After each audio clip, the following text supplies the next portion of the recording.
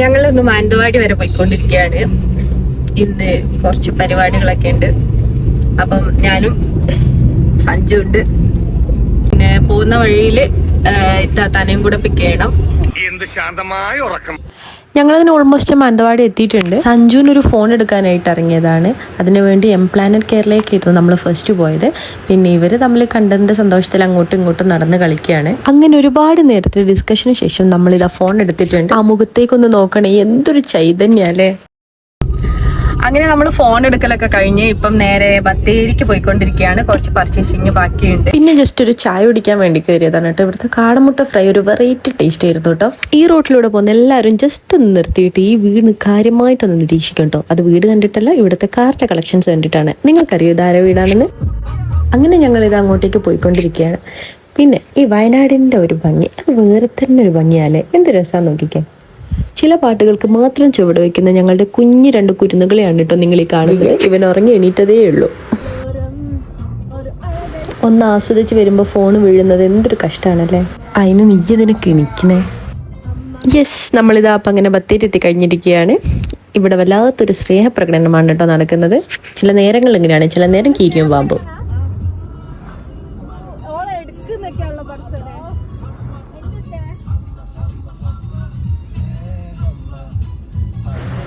അങ്ങനെ നമ്മളിത് സ്റ്റുഡിയോയിലേക്ക് എത്തിയിരിക്കുകയാണ്. താത്ത കുറച്ച് പർച്ചേസിങ് ഉണ്ട്.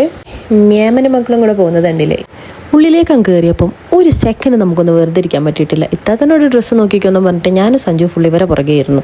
നിൽക്കണ്ടേ, എല്ലായിടത്തും കയറി ഇറങ്ങുന്നുണ്ട്. ഞങ്ങൾ അതിൻ്റെ പുറകെ പിന്നെ സ്റ്റെപ്പൊക്കെ കയറി പോവുക. അതിനിടയിൽ എൻ്റെ മോളൊന്ന് സ്റ്റക്കായി. അത് കണ്ടപ്പോഴേ എനിക്ക് തോന്നി അവിടെ എന്തോ ഒരു പണി ഒപ്പിക്കുന്നുണ്ട്. എന്താണെന്ന് നിങ്ങൾ തന്നെ കണ്ടോ. യെസ്, അങ്ങനെ എല്ലാ സൈസിൻ്റെ സ്റ്റിക്കറും ഒരു ടീഷർട്ടിലേക്ക് ഒട്ടിച്ച് വെച്ചിട്ടുണ്ട്.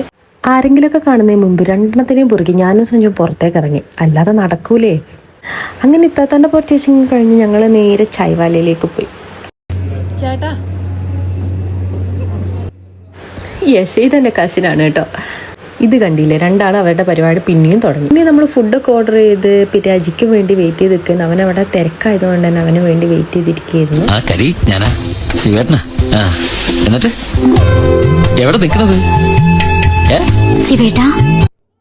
അങ്ങനെ ഞങ്ങളുടെ ഫുഡ് വന്നിട്ടുണ്ട്.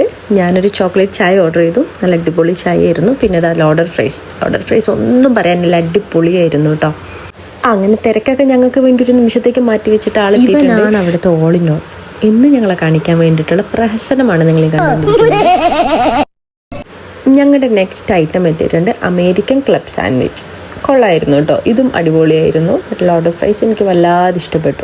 ഒരുപാട് ഐറ്റംസ് ഇറങ്ങിയിട്ടുണ്ട്. പിന്നെ പലതരം ചായകൾ. നിങ്ങൾ ടീ ലവേഴ്സ് ആണോ, പോയിക്കോ. അങ്ങനെ പിന്നെ അജിനോട് ടാറ്റ ബൈ ബൈ ഒക്കെ പറഞ്ഞ് ഞങ്ങൾ അവിടെ നിന്ന് ഇറങ്ങി. ഇനി തന്നെ തിരിച്ച് കൈതക്കൽ ഡ്രോപ്പ് ചെയ്തിട്ട് വേണം ഞങ്ങൾക്ക് വീട്ടിലോട്ട് പോകാൻ. പിന്നെ ഞങ്ങളിങ്ങനെ വൈബായി ചില്ലായി ഇങ്ങനെ തിരിച്ച് വീട്ടിലോട്ട് പോയിക്കൊണ്ടിരിക്കുകയായിരുന്നു.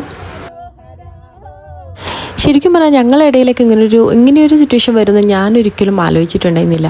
കല്യാണം കഴിക്കും വേറെ പോകും എന്നൊക്കെ ചിന്തിച്ചിട്ടുണ്ടെങ്കിലും ഇപ്പം ഞങ്ങൾ 3 പേരും ഒരുമിച്ചുണ്ടായിരുന്ന ടൈം വളരെ കുറവാണ്.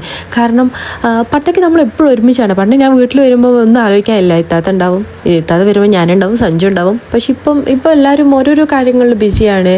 അപ്പോൾ എല്ലാവരും ഒരുമിച്ചുള്ള ടൈം ഭയങ്കര കുറവാണ്. അപ്പോൾ അതൊക്കെ ആലോചിക്കുമ്പോൾ എനിക്ക് വിഷമം തോന്നാറുണ്ട് കേട്ടോ. കാരണം പണ്ട് നമ്മളെല്ലാവരും ഒരു വീട്ടിൽ നിൽക്കുന്ന സമയത്ത് നമ്മൾ ഇതൊന്നും ആലോചിക്കാറില്ല. ഇതൊന്നും ഇല്ലാതെയാണ് നമ്മൾ അടിപിടിയൊക്കെ കൂടി അങ്ങനെ നടന്നുകൊണ്ടിരുന്നത്. ബട്ട് അതൊക്കെ ഒരു മിസ്സിങ് ആണ് ഇപ്പോൾ. അതുകൊണ്ട് തന്നെ ഇപ്പോൾ ഒരുമിച്ച് കിട്ടുന്ന ടൈമൊക്കെ നമ്മൾ മാക്സിമം എൻജോയ് ചെയ്യാറുണ്ട്. ഇനി നേരെ കൈതക്കിലേക്ക് പോയിട്ട് അവളെ ഡ്രോപ്പ് ചെയ്തിട്ട് വേണം നമുക്ക് വീട്ടിലോട്ട് പോകാൻ. അപ്പോൾ ഇന്ന് ഇത്രയൊക്കെ തന്നെയുള്ളൂ. Okay, by.